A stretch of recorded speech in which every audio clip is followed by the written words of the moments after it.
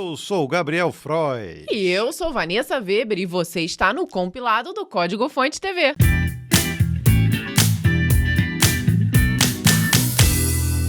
Finalmente chegamos na semana 60 do compilado. Muito, né? Na verdade, eu achei que nós já chegamos na semana 60, Gabriel. Já, porque algumas semanas a gente pulou, a gente não fez episódio, né? É verdade. De vez em quando a gente falha, mas é muito pouco, tá? Raríssimas vezes, Gabriel. E olha, essa semana de número 60 contempla as notícias desse incrível mundo da programação dos dias 11/6 até o dia 17/6. E eu trouxe aqui um café. A gente demorou tanto tempo pra começar a gravar que ele já tá muito frio, mas muito frio. A gente tá até de casaco porque tá muito gelado aqui em Petrópolis. Deixa eu ver. Nossa, vai estar horrível. Eu já nossa. desisti, o meu já ficou ali em cima, eu nem trouxe. Nossa, é cachorro, é moto, o que mais? Teve o moço Nós do esquecemos um equipamento, tivemos que voltar 2 vezes lá em cima. O moço do picolé buzinou aqui com aquela buzina. Teve de tudo aqui antes da gente gravar. Mas São agora muitas chegamos. emoções. Chegamos e vamos para as notícias. Essa primeira notícia deu o que falar. Vai lá, Vanessa, anuncia ela. Engenheiro do Google alega que inteligência artificial da empresa está consciente. Eita, nós! Blake Lemoine é um engenheiro contratado pelo Google para a divisão de inteligência artificial responsável. Sua função era avaliar se os algoritmos conversacionais de um chatbot não estavam comprometidos com discurso de ódio ou preconceitos. A rede neural, conhecida como LaMDA, Language Model for Dialogue Applications, ou modelo de linguagem para aplicações de diálogo, foi programada para imitar conversas humanas a partir de amostragens de trilhões de frases coletadas da internet. Até aí, um trabalho comum na área, exceto por um detalhe. Blake Lemoine jura que a LaMDA desenvolveu consciência própria, se tornou uma inteligência artificial viva. Pois é, gente, com a ajuda de um colega de trabalho, Lemoine reuniu provas a partir de conversas realizadas com LaMDA sobre conceitos como religião, individualidade e as leis da robótica, de Isaac Asimov. O engenheiro apresentou as evidências para os seus superiores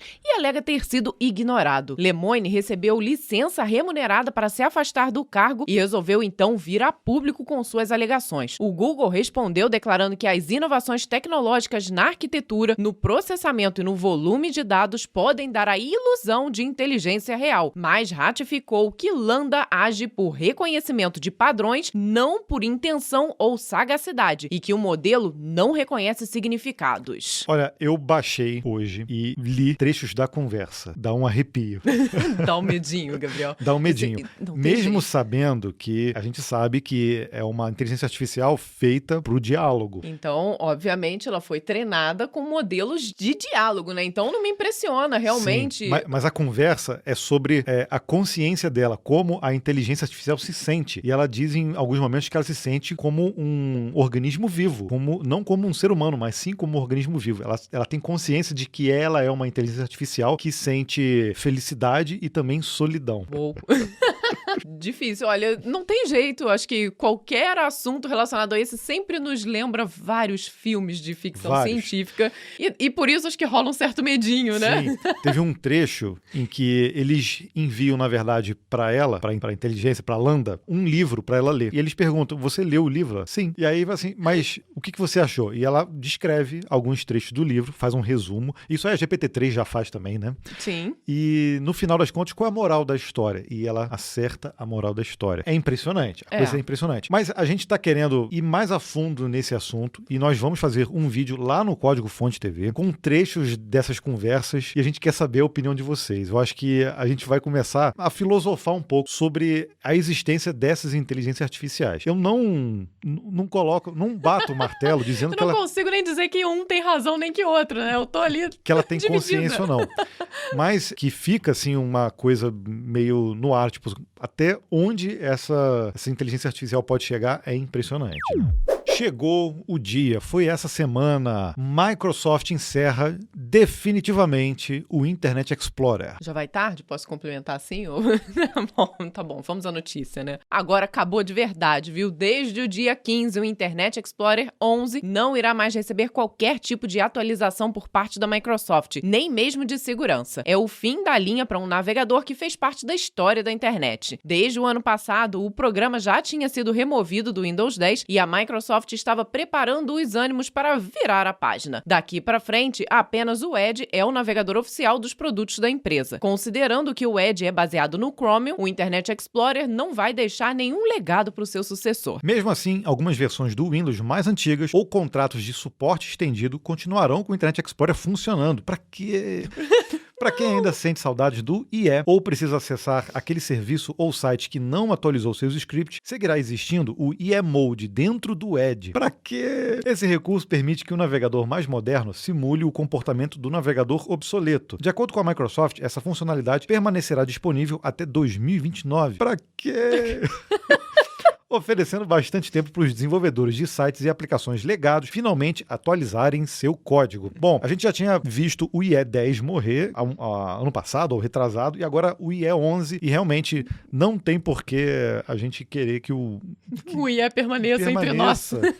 Porque era um motor próprio, cheio de problemas, e ainda colocaram um modo de compatibilidade dentro do Edge. Isso aí vai dar pano para manga, porque eu não sei se ele usa ainda um motor ali embutido do IE, mas não tem porquê. Eu sempre lembro do Você IE. vai lembrar da história que eu ia contar, quer apostar? Vai. Fala você então. Não, eu me lembro daquela história entre IE5 e IE6, na época dos primórdios, e que nós tivemos um problema seríssimo. Que tinha um intermediário, que era o 5.5. Isso, exatamente. E depois que tudo isso, a Microsoft terminou com tudo, nós tivemos um problema sério de que não conseguimos regulamentar um item da nossa empresa, porque nós não conseguíamos disparar mais o arquivo que dependia, o sistema dependia do IE5 ou 6, não lembro, para funcionar. Nós pagamos uma multa gigante por causa desse tipo de legado que ficou correndo e que deu problema pra gente. Era um sistema que a Caixa Econômica utilizava e aí a gente precisava, na verdade, gerar um arquivo que era gravado num disquete na época e esse arquivo era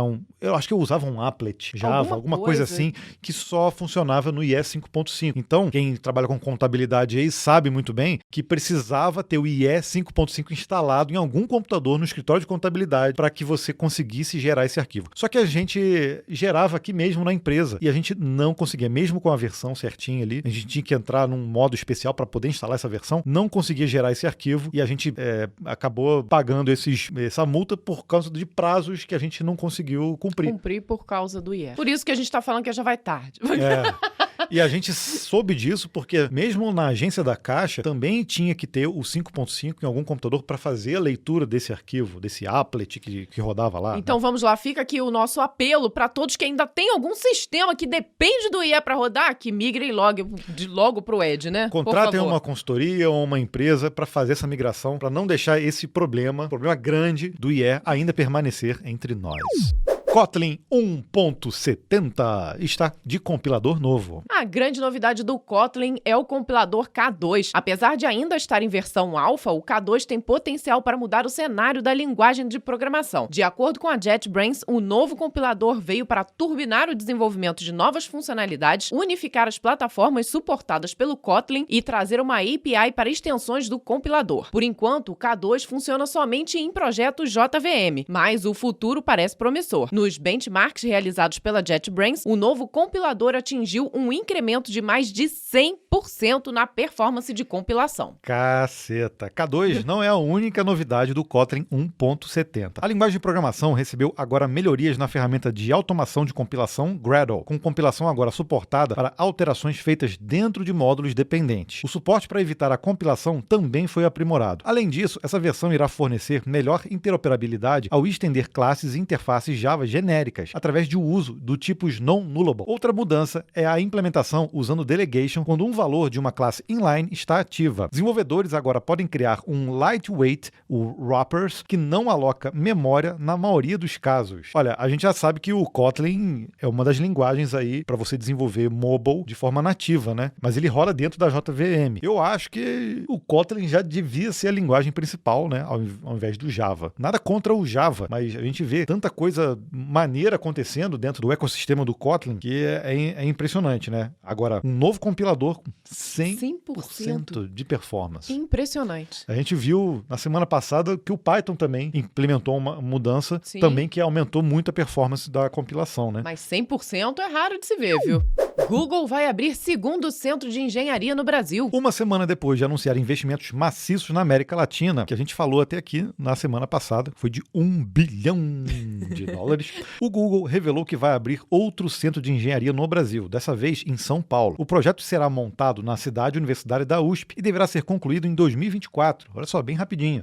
Serão aproveitados 7 mil metros quadrados de um prédio do Instituto de Pesquisas Tecnológicas, construído em 1936. A escolha do local foi estratégica. Segundo o Eduardo Tejada, diretor sênior de engenharia do Google, o novo centro vai colocar a gente mais perto do ambiente de pesquisas acadêmicas e mais perto das principais tecnologias do mercado. A meta do Google é contratar até 400 funcionários para reforçar a pesquisa e o desenvolvimento de soluções de privacidade e segurança para os seus produtos. Esse será o segundo polo do Google no Brasil, que já conta com uma unidade similar em Belo Horizonte desde 2006. Outro investimento em infraestrutura anunciado pela empresa é a construção de um quarto cabo submarino de internet, ligando o Brasil ao resto do mundo. O novo cabo, batizado de Firmina, será o maior do planeta, ligando o Brasil aos Estados Unidos e se estendendo depois para a Argentina e o Uruguai. Firmina deverá entrar em operação já a partir do ano que vem. Cara, só notícia boa, hein? O Google investindo pesado aí em infra e aqui no Brasil também. Lembrando que esse polo de Belo Horizonte, lá de 2006, foi o que assumiu na época o desenvolvimento do Orkut, porque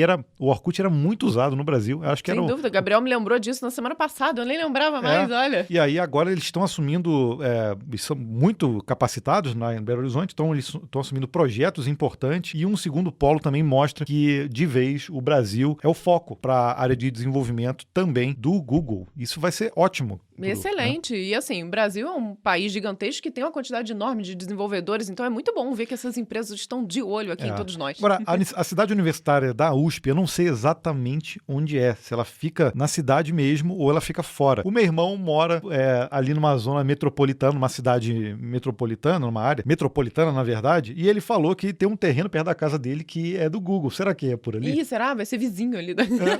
Vamos lá te visitar, viu, cunhado? Eu vou pesquisar aqui se esse é o lugar que você tinha me falado.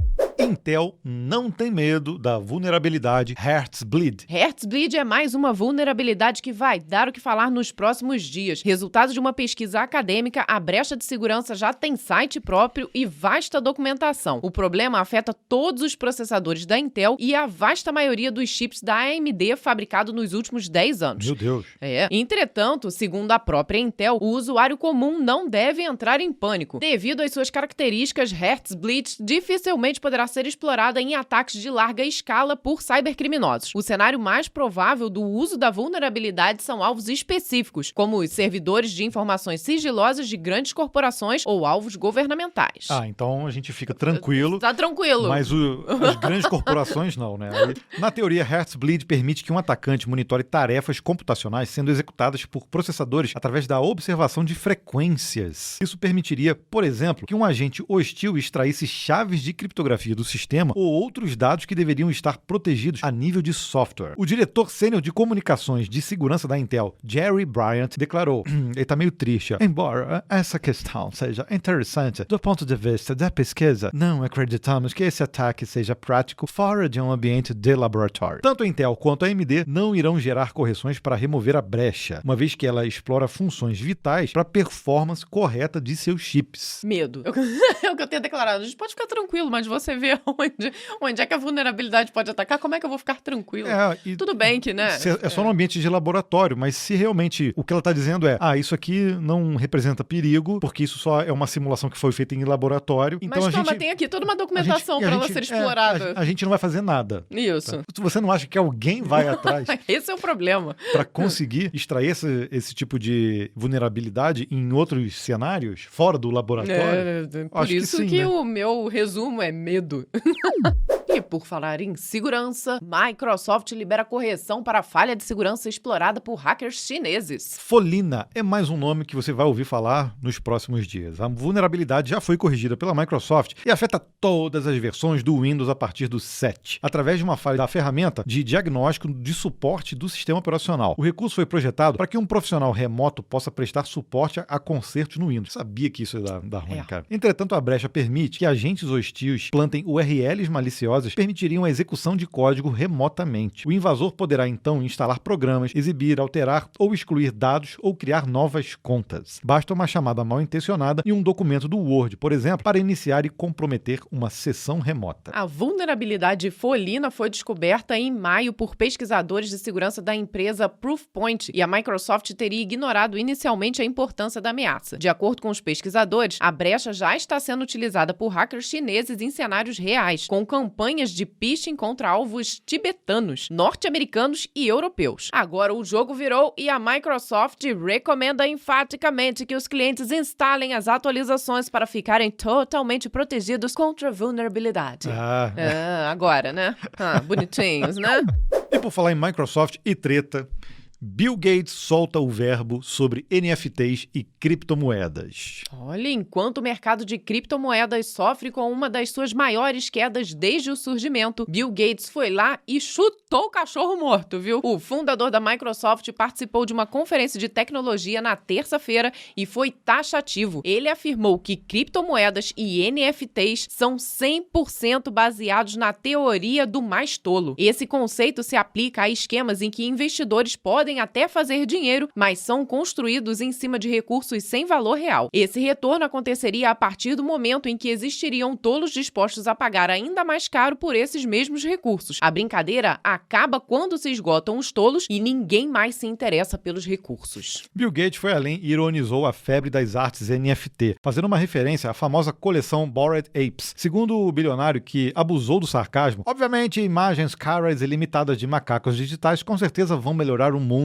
imensamente. A lenda viva da tecnologia afirmou que prefere aplicar seu tempo e seu dinheiro em formas tradicionais de gerar renda. Nas palavras de Bill Gates, estou acostumado com classes de ativos como uma fazenda onde eles têm produção ou uma empresa onde eles fazem produtos. Em 2018, Gates já havia criticado as criptomoedas e classificou como perigosas por favorecerem atividades ilícitas. Em 2021, ele se pronunciou novamente, alertando sobre a volatilidade dos ativos. Eu entendo a cabeça dele de investidor, até porque ele é de uma época em que não havia internet. E ele foi um dos caras até que não acreditava muito na internet. Mas, vindo da Microsoft como ele veio, a gente tem que pensar no seguinte: toda essa tecnologia de NFT, criptomoeda, é utilizado sim para entretenimento, coisa que a Microsoft é uma das maiores investidoras aí. Xbox. Exato, né? Olha só, a quantidade de NFTs que rolam dentro dos games, né? E criptoativos também, que hoje estão sendo utilizados. Ou seja, não faz muito sentido. Tudo bem que eu até compreendo que a coleção Bored Apes com NFT seja uma coisa assim, meio incompreensível. Sim, mas aí a gente entra numa questão, acho que talvez filosófica, porque a arte por si só também é um pouco incompreensível. Você pega um quadro de alguém super famoso que desenhou uma bolinha preta no meio do quadro e vale milhões. Tá, pra mim também não faz sentido. Mas enfim, o que tá por trás aí, que eu acho que ele acabou ignorando, é a tecnologia do NFT por si só. Não só para essas coleções, mas para outros ativos. Por exemplo, a NBA está usando para você colecionar cards, por exemplo, que eram coisas que eram físicas que podem se tornar digitais. E isso faz muito sentido. E tem muitos colecionadores aí. Provavelmente ele não deve ser um colecionador. Então eu não ficaria atrelado a uma coleção específica que é meio incompreensível para muitas pessoas, em sim a tecnologia. Coisa que ele ignorou lá atrás, né? Coisa do spam. Ele falou, não, em 2, 3 anos a gente resolve esse problema do spam. Lembra disso? Pois é. Então é esse tipo de coisa assim. Eu acho que ele é visionário para muitas coisas, mas ele ignora coisas que ele não compreende. Eu acho que ele compreende, mas ele não faz parte da personalidade dele esse tipo de investimento. Pode ser, né? Tudo bem, a gente entende, Bill, mas a gente discorda um pouco. Tem muitas aplicações para esse tipo de tecnologia.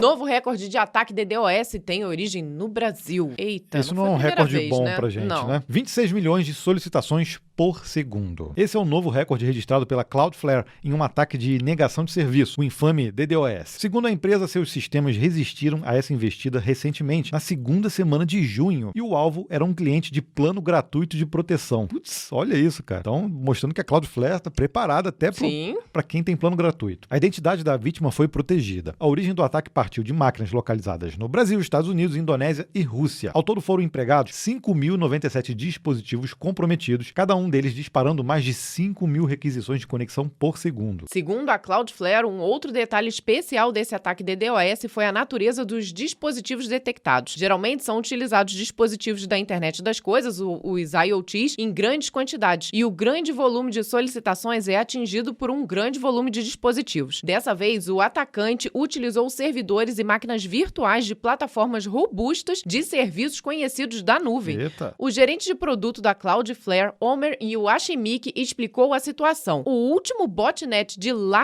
Desculpa, é você, Gabriel. Eu não sei nem qual é essa nacionalidade dele. Mas tudo bem. Ele fala inglês, né? Fala. O último botnet de larga escala que vemos não conseguiu gerar mais de 1 milhão de solicitações. Requests per second. Se ele não sabe falar em português. Cerca de 1,3 solicitações por segundo, em média, por dispositivo. Cara, é muito, hein? Falando claramente, essa nova botnet era, em média, 4.000 vezes mais forte. É impressionante. E impressionante justamente porque não surgiu de IoT, né? Que foram os outros que nós vimos, então... É engraçado isso, de nuvem, de serviços de nuvem conhecidos. Ou seja, eles precisam ter um controle na saída das requisições. Sim. Também. Se bem que, poxa... Normalmente tem, né? Né? Mas para um IP só, né? Sei lá. É engraçado ver isso, e a gente sabe que a nuvem é um serviço que é utilizado para escalar os serviços, então, teoricamente, não teria que ter esse tipo de filtro, né? De saída. Mas mostra que, às vezes... necessário. Às vezes o que precisa, na verdade, é uma configuração por parte do cliente, né? Então, não sei. Não sei como é que resolve esse tipo de problema. Chegou aquele momento da gente dar um break, fazer uma pausa aqui no nosso Breakpoint pra gente contar uma história ou um caos, seja pessoal ou profissional. E dessa vez vai ser realmente pessoal, né, Gabriel? Vai ser pessoal, e já que a gente tá aqui no inverno e esse café tá gelado, eu vou contar uma história gelada pra vocês. Puxa, tinha que ser uma quentinha. Lá em 2011, o meu irmão mais novo, um ano e pouquinho mais novo que eu, trabalhava nos Estados Unidos, lá em Cincinnati, fica no estado de Ohio. E aí ele me chamou pra ir lá visitar ele. E, putz, fui muito feliz. Passei minhas férias na época lá, fiquei alguns dias. Fui só eu, a Vanessa não foi. Foi até engraçado porque eu não levei muita roupa. Eu fui de casaco, mas levei só uma mochilinha. E quase não tinha roupa, porque ele falou, poxa, compra as roupas aqui, depois você traz. A ideia era essa, né, gente? Ele ia comprar lá a mala, ia encher as malas e trazer pra cá, né? Na época o dólar tava, sei lá, 2 por 1, valia muito. Quase não passei na imigração por conta disso. Levei uma bronca lá, mas tudo bem. Depois eu conto essa outra história. Mas aí o que aconteceu? Nos primeiros dias, eu cheguei acho que numa sexta, num sábado, não sei. O meu irmão deixou eu dirigir o carro dele e eu fiquei lá alguns dias dirigindo pra ver também como é que era o sistema lá, né? E lá é muito mais organizado. Nossa, é muito melhor de dirigir. Só que aí eu fui numa época, foi em janeiro, foi final de janeiro, e, cara, tava um frio que eu nunca senti na minha vida. Quando eu saí do aeroporto, ele falou, acho que tava menos 14 graus, uma coisa assim. Aí ele me deu um casaco, eu fui com um casaquinho, ele me deu um casaco e falou assim, bota que tá frio. Gabriel saindo do Rio de Janeiro, em pleno verão.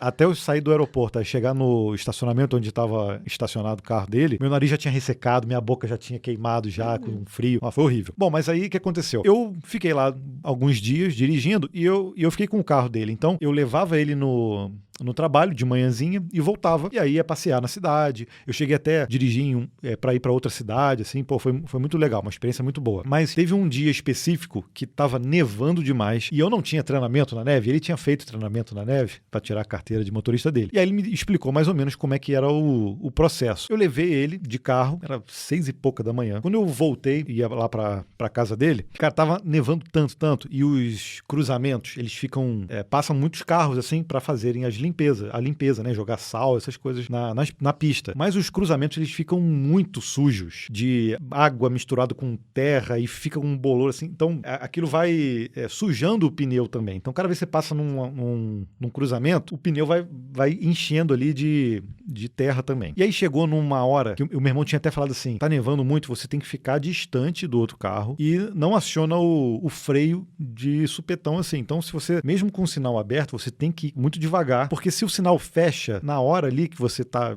chegando no cruzamento, se você tiver que frear brusco, vai dar ruim. Então, não faça Avisado. isso. Tá avisado. E aí eu tô indo e eu precisava fazer a curva, então já fui pra pista da direita e aí eu tô vendo, o sinal tá aberto. Mas eu falei assim, mas eu acho que ele já tá aberto há algum tempo. Então eu desacelerei e deixei o carro indo. E aí o sinal amarelo, eu falei, ai meu Deus, eu vou ter que frear. E aí ficou vermelho e eu tava distante ainda do sinal. Super tranquilo. Super tranquilo, mas eu já tava sem o pé no acelerador e o carro desacelerando, eu já tava devagar, e o carro desacelerando. E quando eu cheguei perto da faixa ali de pedestre, eu falei, eu vou ter que frear, eu vou ter que botar o pé no freio. Aí não tinha nenhum carro, por sorte, não tinha nenhum carro do meu lado. Aí o carro tá indo, ele não parou completamente, cara, eu dei um toquinho no freio, toquinho pra parar. O carro virou de lado e começou a passar assim. Eu não cheguei a ficar em cima da faixa de pedestre, mas passei da faixa ali, onde ficava o sinal. E fiquei de lado ali. Se eu ficasse em cima da faixa de pedestre, eu ia tomar uma multa. Imagina se eu fosse pro cruzamento, né? Que seria pior ainda. Mas aquilo ali me mostrou que, realmente, dirigir na neve, eu acho que o carro também não estava preparado. Eu acho que precisava, de repente, usar uma corrente, não sei, ou um outro tipo de pneu. Mas eu também não tinha preparo para dirigir. Ou seja, estava tudo meio errado nesse momento. Mas esse foi o perrengue que eu dirigi. Nessa mesma viagem, depois, eu vou até colocar aqui print para vocês verem aí no vídeo, da notícia da época. Foi a pior nevasca da história que aconteceu ali na região, de Nova York, inclusive. Foi. Gabriel iria para Nova York, eu lembro dele avisando, não, tô indo pro aeroporto e tudo mais, e eu vendo no jornal, passando, falei, Gabriel, mas vocês vão conseguir de verdade? Porque pelo que eu tô vendo aqui no Brasil, a coisa aí tá bem feia. E o aeroporto de Cincinnati fica fora da estrada. O meu irmão foi dirigindo, a gente foi, ia nós dois. A gente chegou no aeroporto, já tava de noite, tava uma nevasca em Cincinnati. Em Cincinnati não, porque o aeroporto de Cincinnati não fica em Cincinnati, fica em um outro estado. A gente ficou lá, primeiro a gente chegou, o voo tinha sido postergado. Depois ele foi cancelado completamente. Aí a gente ligou pro amigo dele, que tava em Nova York, que a gente ia encontrar, e perguntou, e aí, a gente não vai conseguir ir, como é que tá em Nova York? Ele falou assim, cara, tá impossível, não entra nada, ninguém, não tem avião, não tem nada. E aí, como a gente tava na estrada, pra voltar também tava ruim. E aí o amigo dele falou assim, americano, falou, olha, não volta, fica no aeroporto, não volta porque vai dar ruim. Tem muita neve, eu nunca vi assim. E o meu irmão cismou e a gente pegou a estrada novamente pra voltar pra casa dele. Também foi o outro perrengue, aí foi com ele dirigindo. Aí não adianta ter treinamento, não. Na estrada, à noite, já, nevando demais, a gente, dessa vez, ele não derrapou, mas a gente passou por vários carros, tipo, mais de 20 carros na pista, assim, derrapado, parado, porque não tinham conseguido. E a gente, assim, né? Mas o meu irmão mostrou habilidade. Pra quem está nos ouvindo no podcast, deve ter imaginado os gestos do Gabriel, né? Por favor. A gente... mas o meu irmão mostrou habilidade no volante e não derrapou. Eu, num sinalzinho, dei um toquinho e derrapei. Ele não derrapou. Então, parabéns pra ele. E nessa semana, o que aconteceu no Código Fonte TV, Gabriel? A semana no Código Fonte TV. A gente tem voltado de viagens que a gente tem feito, então tá muito difícil de manter essa agenda de vídeo segunda e quinta-feira. Mas estamos voltando a escrever, produzir os vídeos e em breve a gente vai estar com a agenda voltará ao normal. Mas por enquanto, essa semana nós tivemos um vídeo que entrou ao ar na sexta-feira por conta do feriado também que rolou na quinta, né? E foi um vídeo muito legal, onde nós trouxemos ali algumas ferramentas que utilizam a GPT-3, que você que nos acompanha com certeza já conhece. Começamos o episódio falando dessa inteligência artificial que ganhou consciência e a GPT-3 foi essa que acho que revolucionou, né? A GPT-3 se mostra uma inteligência artificial, assim, muito boa para a criação de ferramentas. Tanto para os desenvolvedores, porque a gente mostra também o GitHub Copilot e tem outras ferramentas de desenvolvimento muito legais nesse vídeo. Sim, cara, tem uma que eu vou dar um spoilerzinho. Você coloca o código e ele te explica o que o código faz. Olha só, Olha gente. que impressionante. Faz a engenharia reversa para você entender. E a gente teve como parceiro desse vídeo a Infinity Copy, que é uma empresa brasileira brazuca que fez a GPT-3 entender português. E a gente faz umas demonstrações lá que vai te deixar de boca aberta. Verdade. E olha, gente, entender português não é fácil não, viu? Eles tiveram que treinar colocando literalmente milhares de modelos em português dentro da GPT-3. Só pra você ter uma ideia, tem um modo novo lá que é de escritor, que a gente virou cliente deles por conta disso. E provavelmente vai nos ajudar aqui a produzir os vídeos também. Então vale a pena dar uma olhada nesse vídeo que tá muito interessante. Bom, e além de trazer o vídeo, nós trazemos também sempre aqui um comentário que nós recebemos essa semana. O primeiro deles foi Nossa, foi no primeiro vlog. Foi. Esse é das antigas. O Daniel Brasil foi lá no nosso primeiro vídeo pra ver o que a gente tava fazendo lá em 2016. E ele escreveu assim, ó: olá, comecei a ver os vídeos de vocês, os mais atuais. E quando vi esse, como vocês eram travados. Muito legal. Mas é claro que teve uma evolução e adoro os vídeos de vocês. Olha, que bom que evoluímos em todos os sentidos, né? No equipamento e principalmente na nossa trava. Eu acho que quando você deu play nesse vídeo, cara, eu acho que o servidor do YouTube lá, teve um servidor que religou, só pra Só pra poder passar. dar streaming desse arquivo lá que tava empoeirado, né? O Bruno Cabral, lá no vídeo do PyScript, que foi um dicionário programador sensacional, disse: o desenvolvedor do PyScript dentro da Anaconda se chama Fábio Pliguet, e ele é brasileiro. Tem entrevista no canal também, tem um canal Talk Python, onde ele fala. A gente não sabia disso. Não, obrigada, Bruno, pela informação. A gente vai dar uma stalkeada ali. Vamos. E parabéns pro Fábio por esse desenvolvimento. A gente vai ir atrás dessa informação. E no vídeo de I Think I'll Wait, o Roger Silva falou assim: como sempre, esse casal arrasa no conteúdo, hein? Muito top. Gostei desse projeto aí de busca de letras de música, hein? Vou ver se desenvolvo esse projeto. Obrigado por compartilhar. Obrigado, Roger. E ficou bem interessante esse projetinho mesmo. Viu? Esse aqui eu separei justamente por duas coisas. Primeiro, porque o comentário é bom e porque quem comentou se chama Gabriel Henrique. Pra quem não sabe, eu também sou Gabriel Henrique. Esse nome é ótimo pra levar bronca da mãe. Gabriel Henrique! Se eu tivesse nascido não no Brasil, mas nos outros países na América Latina, eu seria o que, Vanessa? Henrique Gabriel. Henrique Gabriel. Henrique Gabriel. Lá no vídeo de Containers, ele disse assim, ó: eu sempre corro aqui pra aprender ou relembrar termos que já vi. Melhor canal. Muito obrigado. Obrigada, Gabriel Henrique. Muito obrigado, Henrique Gabriel.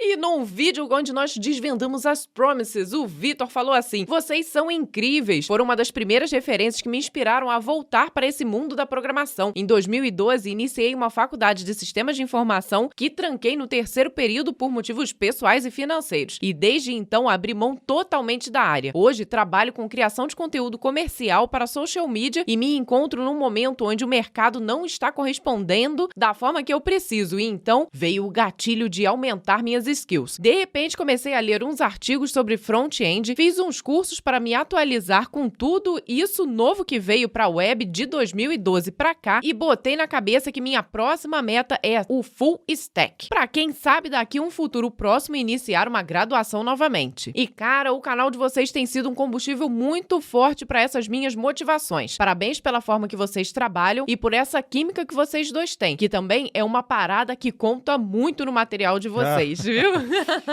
Muito legal, Vitor. Muito obrigado. E esse tipo de comentário é o que faz o nosso coração bater mais forte aqui. A gente gosta demais quando a gente, de alguma forma, inspira as pessoas a irem para nossa área, né? Você já gostava da área, saiu e agora tá voltando. E é muito bom saber que a gente tá conseguindo levar mais pessoas para esse maravilhoso mundo da programação. Sucesso para você! E se você está ouvindo a gente em alguma plataforma de podcast, saiba que nós temos um canal do YouTube exclusivo, todinho feito para o compilado, sabia? Então, esse episódio está disponível em vídeo também e a gente separa os cortes também durante a semana para você poder usufruir das notícias individualmente, inclusive do Breakpoint, que agora estão todos separadinhos. Então, você consegue ver os episódios completos e também as notícias separadas. Então, se você ainda não foi ainda, vai lá no compilado do Código Fonte TV. Esse é o nome do canal, tá? Ficou meio grandinho. Compilado do Código Fonte TV. Ele aparece lá no resultado de busca e você se inscreve e pode comentar, dar like, fazer o que você quiser. Agora, tem um outro negócio que eu queria falar aqui. A gente, a partir da próxima semana, a gente vai começar a fazer alguns sorteios também para quem é inscrito desse canal do compilado. Isso, e a nossa ideia é fazer os sorteios sorteios através dos comentários do vídeo no YouTube, viu? Então, por favor, comente, dê sua opinião, fala o que você achou a respeito de uma notícia, sugere também uma notícia que nós não falamos aqui que tem a ver com esse incrível mundo da programação. Aliás, a gente pode já fazer o sorteio, não pode? Pode. Vamos fazer essa semana? Vamos. Então vamos começar essa semana. Olha, o casaco a gente não pode sortear porque a gente... Só temos dois. Só temos dois casacos. Mas a camisa do Código Fonte, que é aquela pretinha, igual assim, ó, com essa logo aqui, tá? Comente o que você achou, qual é a notícia que você mais gostou, dê sua opinião, faz alguma coisa no episódio, tá? Tem que ser no vídeo do episódio completo, tá bom? Comente no vídeo e aí na próxima semana a gente vai fazer o sorteio do episódio anterior, não é isso? Sim, fica combinado sempre desse jeitinho. E aí, você comenta numa semana, a gente sorteia na semana seguinte. Exato. E a gente faz na hora aqui, tá? Eu vou fazer uma captura de tela e a gente faz o sorteio e a gente insere essa captura para você